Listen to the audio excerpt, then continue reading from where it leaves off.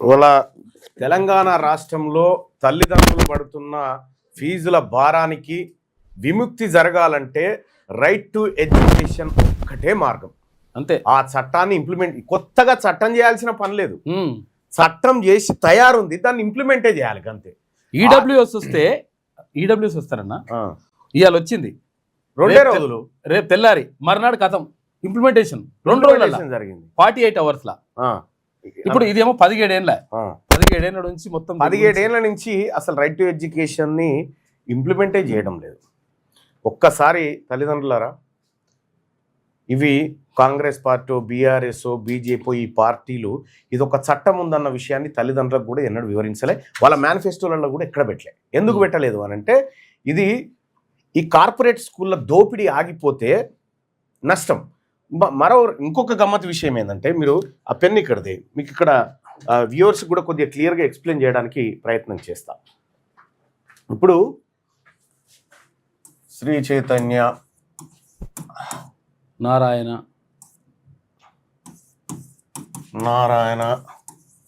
ఇవన్నీ ఉన్నాయి కదా.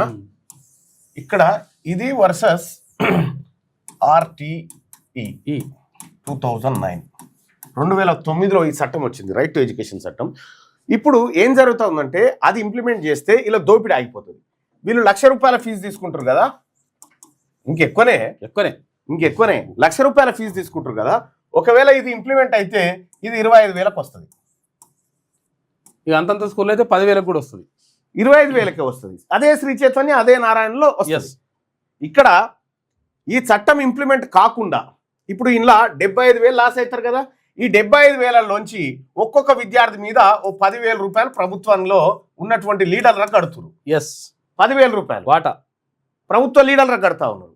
ఇంకా కొంత ఏం చేస్తా ఉన్నారు, మరి రాజకీయ నాయకులు, రాజకీయ పార్టీలు ప్రజలకు ఇలాంటి చట్టం ఉందనేటువంటి విషయాన్ని చెప్పలే కదా. మరి చెప్పాల్సిన బాధ్యత ఎవరిది? మీడియా కదా, మీడియా చెప్పాలి కదా. కానీ వీళ్ళు ఏం చేస్తా ఉన్నారు, మీడియాకు కూడా చెప్పకుండా మీడియాకు అడ్వర్టైజ్మెంట్లు ఇస్తున్నారు.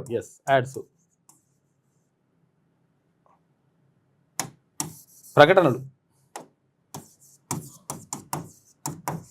యాడ్స్ ఇస్తున్నారు. ఈ యాడ్స్ ఇవ్వడంతో ఏమైంది, ఈ మీడియా మూసుకుంది. ఇటు మీడియా మూసుకుంది, ఇటు ప్రభుత్వంలో ఉన్న ప్రభుత్వం మూసుకుంది. ఇవి జరగగా ఇంకొకటి ఏం జరిగిందంటే, ఈ ప్రైవేట్ స్కూళ్ళల్లో 72% స్కూళ్ళు రాజకీయ నాయకులే, 72%. ఈ దోపిడీ అంతా ఆగిపోతుంది అని చెప్పి ఇది ఇంప్లిమెంట్ కాకుండా అడ్డుకుంటా ఉన్నారు. నేను తల్లిదండ్రులకు రిక్వెస్ట్ చేస్తా ఉన్నా, రైట్ టు ఎడ్యుకేషన్ను భారతదేశంలో 9 రాష్ట్రాలు సంపూర్ణంగా అమలు చేస్తూ ఉన్నాయి. ఇప్పుడు ఇదే శ్రీ చైతన్య, ఇదే నారాయణ హైదరాబాదులో మొత్తం 205 బ్రాంచులు ఉన్నాయి. ఈ రెండింటికి కలిపి 205 బ్రాంచులు ఉన్నాయి ఓన్లీ జిహెచ్ఎంసీ పరిధిలో. వీళ్ళు తమిళనాడుకి ఎందుకు పోరా? తమిళనాడులో కూడా వీళ్ళు వ్యాపారం చేయొచ్చు కదా. తమిళనాడులో శ్రీ చైతన్య, నారాయణ, గల్లికోట ఎందుకు లేవంటే, ఆడ గోవిందరాజన్ అనేటువంటి ఎక్స్ జడ్జి కట్టె పట్టుకొని ఉన్నాడు. ఆయన రైట్ టు ఎడ్యుకేషన్ ఇంప్లిమెంట్ చేసేటువంటి కమిటీ చైర్మన్ ఆయన. వీడు చెప్పినట్టు ఈడ ₹1,00,000 ఫీజు అంటే ఆడ 25,000. అందుకు తమిళనాడు పోరు. ఎందుకు పోరు అంటే, తమిళనాడులో మెజారిటీ వర్గాలైనటువంటి బీసీల ప్రభుత్వం ఉంది అక్కడ. కాబట్టి వీళ్ళను అడుగు కూడా పెట్టనియరు. ఆడోటో 10 సంస్థలు ఉన్నాయి మొత్తం కలిపి వీళ్ళ కాడ, కోయంబత్తూరు మెయిన్ దాంట్లో. ఇక్కడ విషయం ఏంటంటే, ఈ రాష్ట్ర ప్రభుత్వం ఇది ఇంప్లిమెంట్ చేస్తే తల్లిదండ్రులకు మస్తు ఉపశమనం జరుగుతుంది. మస్తు పైసలు పిల్లల ఎడ్యుకేషన్ మీద పెట్టాల్సిన డబ్బు చాలా మిగిలిపోతుంది. 25% మంది పిల్లలకు ఫ్రీగా ఎడ్యుకేషన్ దొరుకుతుంది. ఇది అమలు చేయట్లేదు. తల్లిదండ్రులారా, ఇందిరా పార్క్ దగ్గరికి ఎర్ర టెండలో వచ్చి మీ సర్ది మీరు తిని సభను విజయవంతం చేసి రైట్ టు ఎడ్యుకేషన్ ఇంప్లిమెంట్ చేయాలని చెప్పి మీరు ఏదైతే డిమాండ్ చేసిరో, ఆ డిమాండ్కు కోసం మీరు అక్కడికి వచ్చిన తల్లిదండ్రుల ప్రతి ఒక్కరికి కూడా పేరు పేరున ధన్యవాదాలు తెలియజేస్తూ ఉంది తెలంగాణ రాజ్యాధికార పార్టీ. రైట్ టు ఎడ్యుకేషన్ ఒక్కటి మన బతుకులు మారుస్తుంది. ఈ కార్పొరేట్ దోపిడీ ఆగిపోతుంది. కాబట్టి తల్లిదండ్రులారా, మీ పిల్లలు ఏ స్కూల్లో చదువుతా ఉన్నారో ఇక్కడ రైట్ టు ఎడ్యుకేషన్ ఇంప్లిమెంట్ అవుతుందా అని అడగండి. విద్యా హక్కు చట్టం రైట్ టు ఎడ్యుకేషన్ ఇక్కడ ఇంప్లిమెంట్ అవుతుందా అని అడగండి. వానికి అప్పటికే సల్ల చెమటలు స్టార్ట్ అవుతాయి, అమ్మ వీళ్ళకి తెలిసిపోయిందని. అందులోనే ఉన్నది విద్యా హక్కు చట్టం. విద్యా హక్కు మనది. రైట్. అది ఆ విద్య అది ఏం చెప్తుంది అంటే విద్య అనేది వ్యాపారం కాదు, సేవ అని చెప్తుంది. ఎస్. సో కాబట్టి ఈ మీడియా కానీ ఈ ప్రభుత్వం కానీ ఈ రైట్ టు ఎడ్యుకేషన్ ఎక్కడ కూడా చర్చకు రానియకుండా, ఎక్కడ వీడియో లేకుండా చాలా జాగ్రత్తగా దాచిపెడతాయి. మీరు చూసారు కదా, ఇందిరా పార్క్ దగ్గర కొన్ని వేల మంది పేరెంట్స్ వచ్చి కూర్చున్నారు కదా, వేల మంది పేరెంట్స్ వచ్చి కూర్చుంటే ఒక్క టీవీ ఛానల్లో వార్త లేదు. చూసిరా? లేదు. ఎందుకు లేదు? ఒక్క పేపర్లో వార్త లేదు. ఎందుకు లేదంటే శ్రీ చైతన్య నారాయణ కోపం వస్తుంది కదా, కోపం వస్తే ఇలా యాడ్స్ ఇయ్యారు కదా, యాడ్స్ ఇవ్వకపోతే వీళ్ళకి ఎంగిల్ మెతుకులు దొరికాయి కదా. ఇక్కడ ప్రజలు నష్టపోయినా పర్వాలేదు కానీ ఈ సంస్థలు బాగుపడాలి అంటే మీడియా సంస్థలు ప్రజలకు వ్యతిరేకంగా పనిచేస్తున్నాయని చెప్పడానికి ఇది ఒక ఉదాహరణ. ఇంక ఇవే కాదు, ఇంకా చాలా ఉన్నాయి. ఈ మీడియా కుప్ప అంతా ఇప్పిపోసేది ఉందో రోజు మంచిగానే ఇప్పుతాం. ఇవి ప్రజల్ని ఎట్లా మోసం చేస్తూ ఉన్నాయి ఇక్కడ ఉన్నటువంటి ఛానళ్ళు, ఇక్కడ ఉన్నటువంటి లెక్కలు ఇవన్నింటినీ కూడా ప్రజలకి, మరీ ముఖ్యంగా బీసీలకు ఏ రకంగా ద్రోహం చేస్తూ ఉన్నాయి అనేది క్లియర్గా మీకు ఎక్స్ప్లెయిన్ చేసేటువంటి ప్రయత్నం చేస్తా. మనం రైట్ టు ఎడ్యుకేషన్ వదిలిపెట్టే ప్రసక్తే లేదు. ఈ రాష్ట్ర ప్రభుత్వం ఇంప్లిమెంట్ చేయాల్సిందే. ప్రత్యేక అసెంబ్లీ సమావేశాలు పెట్టి సురవరం ప్రతాపరెడ్డి అని చెప్పి ఒక పేరు పెట్టి ప్రత్యేక సమావేశాలు పెట్టి జైపాల్ రెడ్డి పాలమూరు ఎత్తిపోతలని పెడితే ఈ రెడ్ల కట్టలకు పేరు పెడతానికి ప్రత్యేక సమావేశాలు వస్తాయి. బీసీ బిడ్డల చదువుకు ప్రత్యేక సమావేశాలు ఎందుకు పెట్టదు ఈ ప్రభుత్వం? కాబట్టి రైట్ టు ఎడ్యుకేషన్ ఇంప్లిమెంట్ చేయాలని చెప్పి తెలంగాణ రాజ్యాధికార పార్టీ డిమాండ్ చేస్తుంది స్పష్టంగా. ఈ రాష్ట్ర ప్రభుత్వం, ముఖ్యమంత్రి గారు వెంటనే చొరవ తీసుకొని ఈ ఫీ రెగ్యులేషన్ చట్టాన్ని తీసుకొని రావాలి. ఇది ఇంప్లిమెంట్ చేయాలంటే రాష్ట్ర ప్రభుత్వం చేయాల్సింది ఏంటంటే క్లియర్గా, ఒకవేళ ఇది ఇక్కడ ఇంప్లిమెంట్ చేయాలంటే స్టేట్ గవర్నమెంట్ ఏం చేయాలంటే అసెంబ్లీలో ఏం చేయాలంటే ఈ ఫీజు ఏవైతే ఉన్నాయో ఈ ఫీజులను నియంత్రించేటువంటి గోవిందరాజన్ లాంటి మనిషిని పెట్టాలన్న. గోవిందరాజన్ లాంటి మనిషిని పెట్టి ఫీజులు ఎక్కువ, అప్పుడు వీడు కాదు పెంచేది ఫీజులు.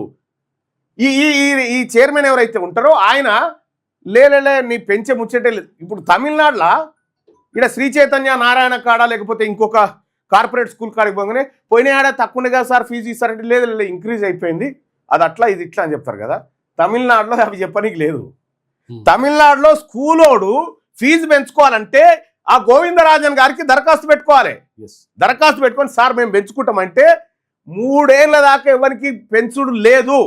3 ఏళ్ల తర్వాత ఒకసారి పెంచిన తర్వాత 3 ఏళ్ల తర్వాత మళ్ళీ పోయి కలిస్తే దరఖాస్తు పెట్టుకుంటే ఆయన పరిసరాలన్నీ పరిశీలించి నిజంగా వీడు పెంచుకోవడానికి ఛాన్స్ ఉందా లేదా, వీడు అంతమంది చేస్తుండా లేదా అనేది క్లియర్గా తెలుసుకున్న తర్వాత పెంచాలన్నా, పెంచితే ఎంత పెంచాలనేది ఆయనే రాసిస్తాడు సిటీ.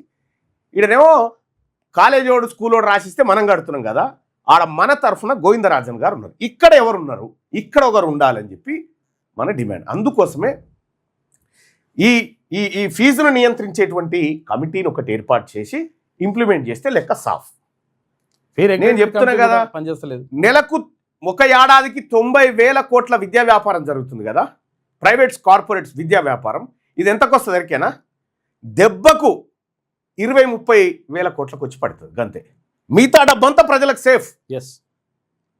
ఈ చట్టం ఒకటి ఇంప్లిమెంట్ చేస్తే రైట్ టు ఎడ్యుకేషన్ గురించి మీ వాట్సాప్ స్టేటస్లలో, మీ దాంట్లో, మీ ఫేస్బుక్లలో, మీ ట్విట్టర్లో మీరు అన్ని చోట్ల చర్చించాల్సిందిగా మీ అందరినీ రిక్వెస్ట్ చేస్తూ ఉన్నా. రైట్ టు ఎడ్యుకేషన్ అనేది మన హక్కు. కాబట్టి దాన్ని ఇంప్లిమెంట్ కాకుండా అడ్డుకుంటున్నటువంటి వాళ్ళు ఎవరో మీ అందరికీ తెలుసు. ఇప్పుడు మల్లారెడ్డి, రాజశేఖర్ రెడ్డి, పల్లా రాజేశ్వర రెడ్డి, వాణిదేవి గారు, ఇట్లా ఎన్నో యూనివర్సిటీలు పెట్టి మన రక్తం తాగుతూ ఉన్నారు. వీళ్ళు సేవ కాదు, వ్యాపారం చేస్తూ ఉన్నారు. చూసిరా? ఇప్పుడు గతంలో మల్లారెడ్డి గారు చంద్రబాబు గారు టికెట్ ఇచ్చినప్పుడు చంద్రబాబు నాయుడు దేవుడు అయ్యాడు. ఒక్కసారి కేసీఆర్ అధికారంలోకి రాగానే చంద్రబాబును తటక్కుని ఎత్తేసిను, కేసీఆర్ భగవంతుడే అన్నాడు. ఇప్పుడు మెల్లగా ఏం చేసిన, దేశవ్యాప్తంగా 18 మెడికల్ కాలేజీలు ఒకేసారి ఓపెన్ చేసినందుకు మోడీని మించిన మునగాడు లేడా అంటాడు. వాళ్ళకు నీతి జాతి ఏమీ లేదు. వ్యాపారం విషయంలో వాళ్ళ కోడలు వ్యాపారం విషయంలో నీతి జాతి ఏమీ లేదు. అర్థమైందా? మోషినోన్ని సావగొట్టమంటే సావగొట్టేస్తారు వీళ్ళంతా. అంతే. మందిని సావదొబ్బి బతికేటువంటి కాదు. 2 రోజులలోనేమో ఈడబ్ల్యూఎస్ అమలైపోతుంది. ఇది ఇదే లోక్సభ, ఇదే రాజ్యసభ, ఇదే రైట్ టు ఎడ్యుకేషన్ తీసుకొచ్చి గెజిట్ ఇస్తేనేమో దీన్ని రాష్ట్రాలు ఇంప్లిమెంట్ చేస్తలేవు. ఈడబ్ల్యూఎస్ ఎకనామికల్లీ వీకర్ సెక్షన్ పేరు మీద రెడ్లు వెలమలకు రిజర్వేషన్ ఇస్తేందుకు 2 రోజులలో వచ్చింది. అందుకోసమే వీళ్ళు చేయకపోతే బీసీల ప్రభుత్వం రేపు వచ్చేది ఖచ్చితంగా, బీసీలు ఖచ్చితంగా దీన్ని అమలు చేస్తారు. ఈ కార్పొరేట్ శక్తులు ఇక్కడ తోక జాడించడానికి వీల్లేదు, జరగదు కూడా. చేసేదాకా కొద్ది వాళ్ళు వచ్చి పిలువు. ఇంకా తెలంగాణ రాజ్యాధికార పార్టీలోకి మహిళా సోదరుమణులు జాయినింగ్ అవుతూ ఉన్నారు. వాళ్ళందరికీ కూడా స్వాగతం చెప్తూ, ఇవాళ తెలంగాణ రాజ్యాధికార పార్టీ ఫక్తు బీసీల పార్టీ. ఇది మెజారిటీ వర్గాలైన ప్రజలకు అండగా నిలబడేందుకు, వారిని అధికారం వైపు తీసుకెళ్లేందుకు ముందుకెళ్తున్నటువంటి పార్టీ తెలంగాణ రాజ్యాధికార పార్టీ. ఏమైంది? రాలేదా? ఇంకా వస్తురా? ఏ వీళ్ళని రమ్మన్.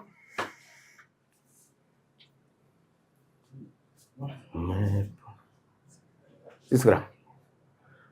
నేను మరీ ముఖ్యంగా బీసీ మహిళా సోదరిమణులకు చెప్తా ఉన్నా, ఈ ఎడ్యుకేషన్ యాక్ట్ గురించి మీరు మీ భర్తలతో చర్చించండి. రైట్ టు ఎడ్యుకేషన్ 2009 అది ఏం చెప్తుందో ఒకసారి చదవండి. వీలైతే దానికి సంబంధించినటువంటి PDF కాపీ మీకు అందుబాటులో పెడతాం. విద్యా హక్కు చట్టానికి సంబంధించినటువంటిది మీకు తెలుగులో కూడా PDF ఉంటుంది, తెలుగులో ఉంటుంది PDF. అదంతా కూడా తీసి పెడతాం. రారా తల్లి, దా రండి. నమస్కారం, నమస్కారం, నమస్కారం, నమస్కారం అందరికీ నమస్కారం. వీళ్ళంతా మా ఆడబిడ్డలు.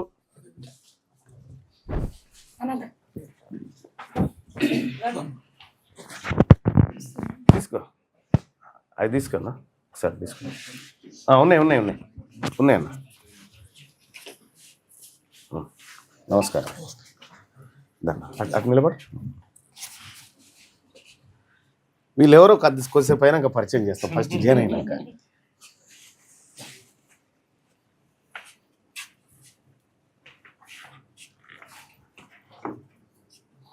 మా పెద్ద అక్కీమే. నువ్వు లేవా అమ్మ? ఇట్రా.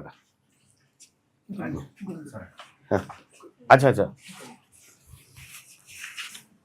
చాలా ఎత్తుకు ఎదిగిన హైట్లో. వద్దులే చిన్నపిల్లలు కానీ వద్దు. వీళ్ళు ఎవరనే దానికంటే మాట్లాడతాను. ఎందుకు ఈ పార్టీలో చేరుతున్నావు చెప్పు సార్. అందరికీ నమస్కారం అండి. నేను ఈ పార్టీలో చేరడానికి కారణం ఏంటంటే మల్లన్న మీద ఉన్న అభిమానము, ఇంకొకటి ఒక నార్మల్ ఫ్యామిలీ నుంచి వచ్చి ఈ సొసైటీనే చేంజ్ చేయాలి, ఈ బీసీ ఎస్టీ ఎస్సీ వర్గాలను మొత్తం ఒక ఉన్నతమైన స్థాయిలోకి తీసుకుపోవాలన్న ఒక ఆకాంక్ష ఉన్నది చూడండి. అది మాకు బలంగా నచ్చింది. ఆ ఆకాంక్షతోనే ముందుకెళ్తున్నాడు. అసలు మల్లన్న ధైర్య సాహసాలను చూసి మాలాంటి వాళ్ళకు కూడా ఒక లైఫ్ అనేది ఉంటుంది రాజకీయ భవిష్యత్తులో అనేసి మేము ముందుకు రావడం జరిగింది. ఇక ముందు కూడా తనతోటి ముందుకెళ్ళి బీసీ ఎస్టీ ఎస్టీ వర్గాలకు అందరికీ ఒక మంచి భవిష్యత్తు, ఒక రాజకీయ భవిష్యత్తు, ముఖ్యంగా యూత్ పిల్లలకి, స్త్రీలకి, మహిళలకు అందరికీ ఒక మంచి భవిష్యత్తు కలగజేయాలన్న ఆకాంక్షతోని ఈరోజు ఈ స్టూడియోకి రావడం జరిగింది, పార్టీలో జాయిన్ కావడం జరిగింది. Thank you. రైట్.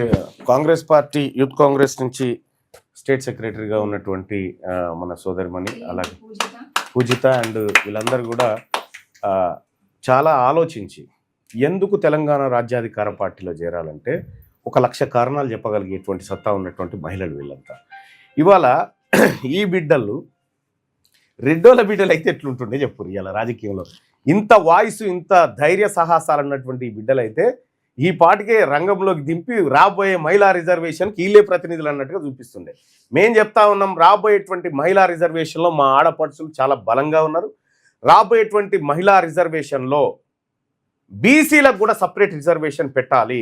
పెట్టకుండా మీరు వస్తే ఖచ్చితంగా జనరల్ సీట్లన్నీ కూడా కొట్టేస్తాం. రేపు పొద్దున తెలంగాణ రాష్ట్రంలో బీసీ మహిళలు, ఒక్క విషయం ఏంటంటే ఎన్ని సంవత్సరాలు అయింది ఒక గౌడ బిడ్డ అసెంబ్లీలో ఆడబిడ్డ లేక ఎన్ని సంవత్సరాలు అయింది చెప్పు. ఒక గౌడ మహిళా ఎమ్మెల్యే లేక ఎన్నేళ్ళు అయింది చెప్పు. నువ్వు పుట్టలే అప్పటికి, లేరు మొత్తమే. అగో అది కథ.